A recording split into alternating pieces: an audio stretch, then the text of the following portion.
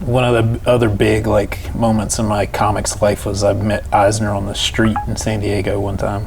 Ah. Yeah, actually, what's crazy, I got invited to a summit in Japan, Tezuka Productions.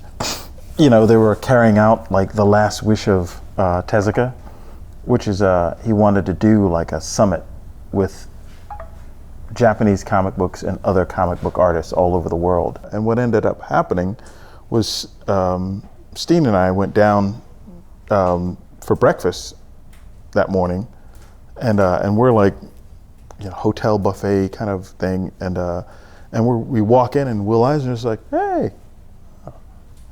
So we like joined him and his wife, you know, for breakfast, and had a great conversation. And from that point on, and we're there for like a week, and from that point on, every break, you know, sort of, we would just kind of hang out and talk.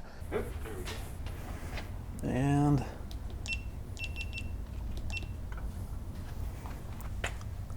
this is the longest I've ever taken to set this stuff up.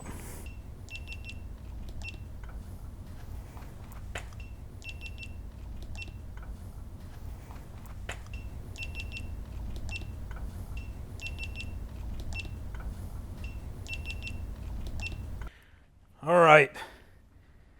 So now you've witnessed extreme degree to which I don't know what the fuck I'm doing. Yeah, but it's pretty cool to see the behind the scenes. Like, you know, you need to have a team of minions. I know. You know? I literally decided like that before I get to a point where I get some help with it, yeah. I need to fail miserably or get enough confidence that I'm like, okay, I got to hand that part off. Yeah. Well, I think that's kind of like comics, because I mean, it's not like we got taught how to do this shit. You know, it's just kind of like, it's like, well, I've seen comics, and I like to draw. Yeah. I was telling you, I was laying in bed, like after maybe the first one of these I shot, and I had all these plans, and I was like, and I think I had maybe done one editing pass on it. Holy shit. And I was like, what the fuck am I doing? I was like, I already got 3 full-time jobs. Why am I recording people talking? And that's the thing we'll get into, but the thing that gave me the confidence to keep doing it was, 1, I don't know what I'm doing. Yeah, That's refreshing. Yeah. And then 2, every tutorial I watch for this stuff online, they're so informative, but they're all the same guy. They're all like a guy from California who's really tan, and he's kind of bro-y. All these dudes are like, they know how to do all the technical stuff to an amazing degree, but they don't have any, none of them have content. They're all selling you on how to make So like these are the cameras you have to have. Yes, exactly. Yeah. And that's invaluable, but that's really not what I want to do at all. Yeah. So which is messed up, because I was getting into like a giant conversation about about art schools and stuff like that, and that's how they treat it. Mm-hmm. You know, where they basically, you go into an art school and the art school basically says, well, here's all these tools and here's all this stuff. All right, here's a diploma. And you're like, well, what do I use this shit for? Right. It's like, what do I do with it? You know, it's like, now that you've taught me like Bert Silverman's technique, it's like, what do I do with that? You know? Well, that's the most natural segue in the world, because one of the reasons that I definitely wanted to talk to you is because you were one of my art teachers when I was a kid. And like in a really profound way, man. I mean, I don't know how much you remember of it, but I was a little kid. I mean, 12, 13 years old. Oh, yeah. And to me, every year bringing my portfolio by to you was like, this is art school. Because I didn't have an art teacher. I was so wound up, I was about to cry. And I was like 18 or 19, and you took me to lunch. Yeah. And it really helped me through it. Like, it really put my head on straight. Oh, well, I mean, the crazy thing about it is and I think this is probably something else that we have in common, is like, if you spend enough of your time being a fascinated idiot, you know, you get the comfortable. Diplomatic way would be to say curious. But the cool thing is you get comfortable with that, and that's like to me, when I don't know something, I get excited. Yeah. You know, I'm like, oh man, that's probably going to be like, you know, years of learning that I have to invest in this.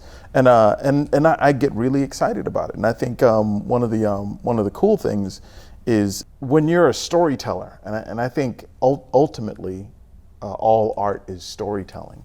When you're a storyteller, you're bursting with this story to tell. You know, you're bursting with something. You got, it's almost like, you know, you're a completely mute person, but you got a lot to say. Yeah. And all you need to do is learn how to make a sound.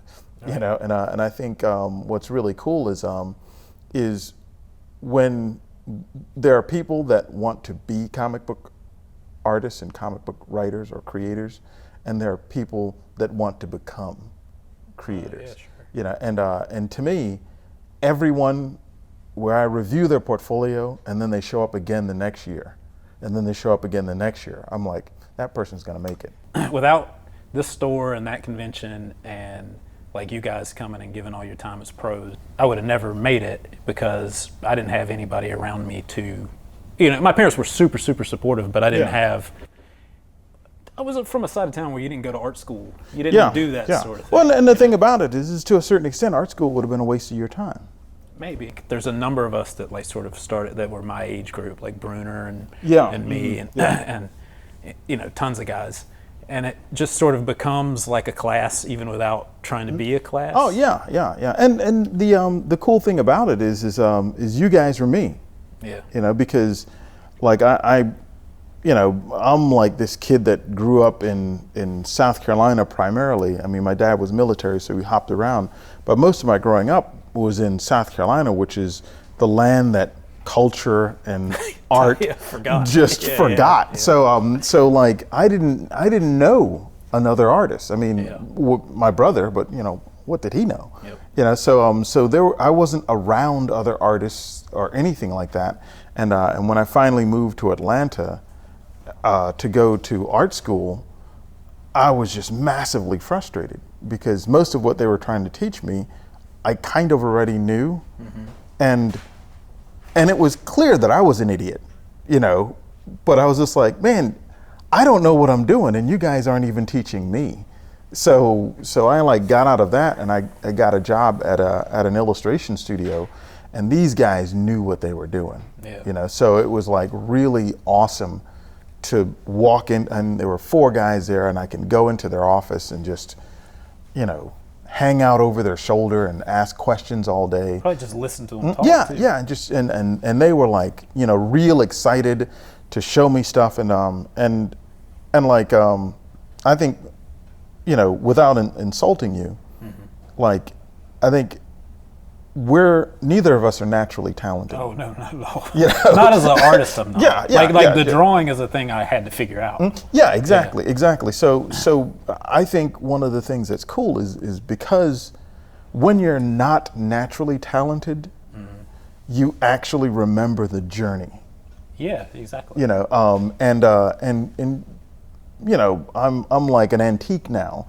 So what's really cool is every mistake that someone could possibly make, more than likely I made it, and I solved it, or at least I'm working on it. Oh yeah. So a lot of times when someone brings me a portfolio or a book or something, and they go, "What do you think?" I can look at it and go, "Oh yeah, you know, when I was 22, I was wrestling with this thing right here, and let me show you how I solved it." Right. You know, so that roof caved in on me. Yeah, exactly. Yeah. So it's and you know, again, I'm excited about not knowing stuff, and I'm excited about learning stuff. Do you want the antidote? I assume your offer depends on what I offer. What do you want? Your Wu-Tang manual. My lord, don't be afraid of the Wu-Tang techniques. I haven't taught him yet. Having you guys in my life so early on and being around so many amazing artists was that I very quickly kind of figured out who I'm not.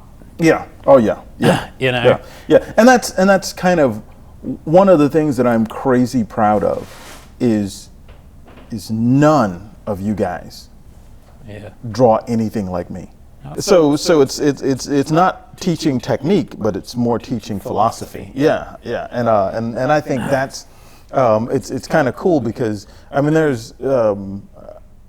are times when I teach you stuff, and then there are times when we get into arguments about stuff. Yeah, that's exactly. And it's just like, and I am crazy excited about both ends of that. And it took me a long time to get to a point where I was like, if I'm in an argument with Brian about, or I disagree with him about something artistically, most of the time if I'm upset, I'm not mad at Brian. I'm mad at the fact that Brian has enough knowledge that he has people who seems like sycophants because they're just going like, oh yeah, that's amazing. And they're right to think that way. And I so for like a time I was like, oh, you got to kill your idols. So I was kind of like, oh, those dudes don't know what they're talking about. Oh, dude, my whole thing is I am prepared to throw my Jesus under the bus at a moment's notice. You know, so the moment someone says something, because like I think it's easy to slip into dogma, and once you start slipping into artistic and creative dogma, it's like a shark. You stop and you die. You know, it's just like that's the moment that an expiration date gets stamped on you. So I always, you know, I love getting challenged about stuff. And it's also a thing where, as the student, let's say, that you like looked at a mentor, and at a certain point you have to be like, just because I don't necessarily want to do what they do doesn't mean that what they do isn't awesome. Right? Like you don't want to occupy the same space.